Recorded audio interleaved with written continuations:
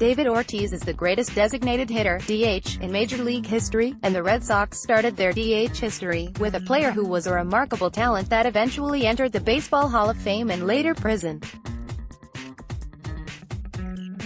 In 1973, the DH was born and the phone of Orlando Cepeda rang with a Boston number. I realized that this will ignore the current DH J.D.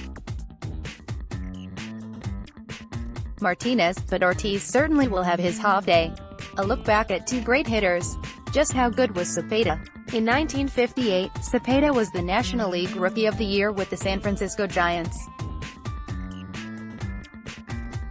1967, with the Cardinals, Cepeda became the National League MVP, but in the World Series against the Red Sox hit just .103.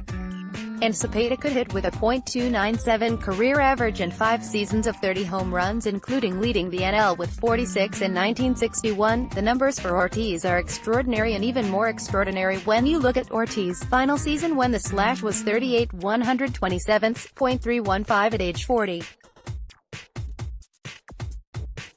Ortiz that season led the American League in doubles, 48, RBI, 127, slugging, .620, and OPS, 1.021. Just how accomplished could Cepeda have been with a good set of knees? Knees are a highlighted item for the 2019 Red Sox, with Dustin Pedroia and Stephen Wright remaining question marks with Baki knees, and that was the very condition that put a damper on Cepeda's career. In his early years, Perugian could motor with 75 steals in his first 5 MLB seasons. But his calling card was always his power right-handed bat. In 1973, that paid off for one last MLB fling. The Red Sox signed Cepeda to DH, and he did not disappoint. His first Red Sox hit was a walk-off home run against the Yankees. For the season, Cepeda hit 20 home runs and totaled 86 RBI and a .289 average. Where it fell apart was on the bases, as it became clear Cepeda was a liability. Doubles became singles and ground ball became double plays as Cepeda banged into a league-leading 24. When you get on base you expect to score. The Red Sox finished 4th in the AL in runs, 738, but Cepeda had just 51 despite a .350 OBP and 608 plate appearances. Cepeda simply clogged up the base paths, an issue that routinely surfaced with Ortiz. Despite his limitations, Cepeda was the AL DH of the year.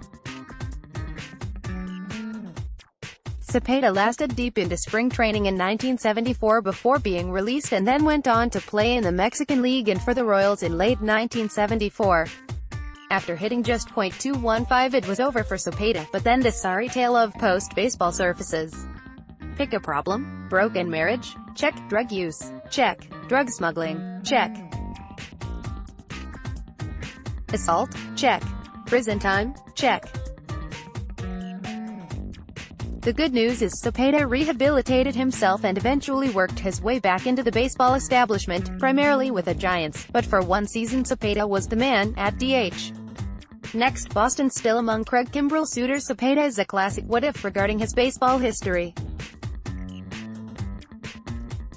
Just a shell of his former talent by his early 30s, Cepeda was obligated to play in the field. Wear and tear, especially on artificial surfaces, just magnified his knee problems. Cepeda was born 20 years too early, and by the time DH was in the books even his still formidable bat could not justify his being in the lineup. But in his early career, Cepeda was every bit the player Bobby was.